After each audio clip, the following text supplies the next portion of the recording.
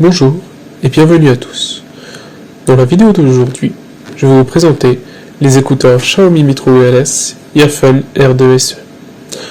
Nous allons tout de suite procéder au déballage de ces écouteurs.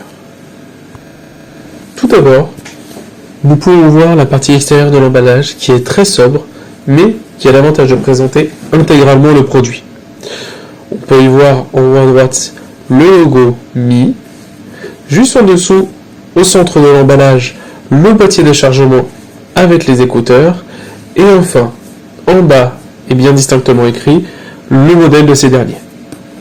Procédons tout de suite au déballage. L'ouverture du paquet se fait par le haut. On constate qu'il y aura un petit emballage plastique à l'intérieur. On peut le sortir assez facilement, il n'est pas maintenu. Dans cet emballage, on voit directement l'essentiel, c'est-à-dire les deux écouteurs, droite et gauche, ainsi que le boîtier de chargement. On va donc sortir les écouteurs, ils sont maintenus par un simple scotch. Je vais vous présenter tout de suite l'écouteur droit. Voilà, on va continuer le temps d'enlever l'écouteur gauche.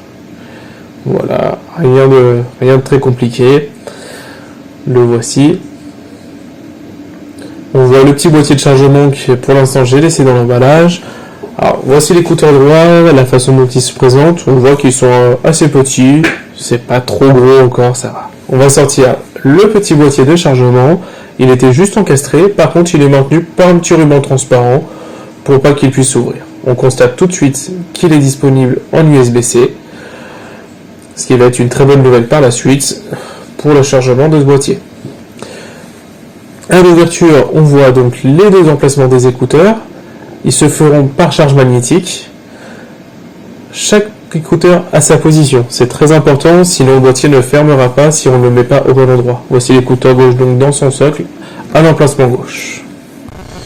Ensuite, nous continuons le déballage. Sur la première face, on voit une petite encoche. Dans cette dernière, il y a le câble d'alimentation qui lui aussi est maintenu par un ruban transparent. On constate qu'il est bien serré. Je vais essayer de l'enlever proprement pour pas abîmer le câble. Après, il vaut mieux être bien serré et que ça ne s'enlève pas dans l'emballage pendant le transport. Voilà. Bon, on tire un petit peu dessus pour qu'il vienne plus facilement. Ça prend un peu de temps, je suis désolé. Voilà, on y est presque. On arrive au bout. Ça y est. Donc ce câble d'alimentation est en USB-C. Comme l'affiche sur le boîtier de chargement, bien sûr, ce qui est normal.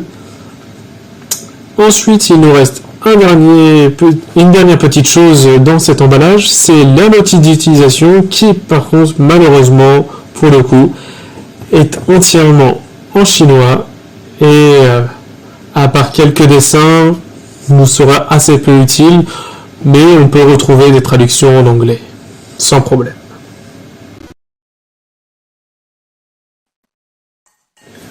Voilà, nous allons pouvoir procéder à notre premier test. À l'ouverture du boîtier, on va constater que les écouteurs procèdent à la connexion Bluetooth immédiate avec le téléphone. Ça y est, ils sont déjà connectés ensemble.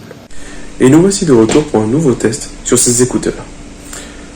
Maintenant, nous allons voir le play pause pour les vidéos en cours de lecture, mais aussi le démarrage de l'assistant Google avec le tactile de l'écouteur gauche, et enfin la détection de présence dans l'oreille pour une vidéo en cours de lecture. On va tout de suite procéder au lancement d'une vidéo sur YouTube et voir les différentes fonctionnalités du tactile de ces écouteurs. Donc une vidéo qui est en cours de lecture, comme on peut le voir dès à présent sur la vidéo, il suffit de faire un double appui sur l'écouteur droit pour la mettre en pause. La pause s'active automatiquement et on fait la même chose pour relancer la lecture, un double appui. La vidéo repart donc d'elle-même. Si on fait un double appui sur le côté gauche, c'est maintenant l'assistant Google qui se met en route. Il n'avait pas encore été configuré sur ce téléphone, mais c'est la fonctionnalité de l'écouteur. Si on revient en arrière, la vidéo se remet en route. Enfin, il y a aussi la présence de détection de l'écouteur, la vidéo se met en pause une fois l'écouteur retiré.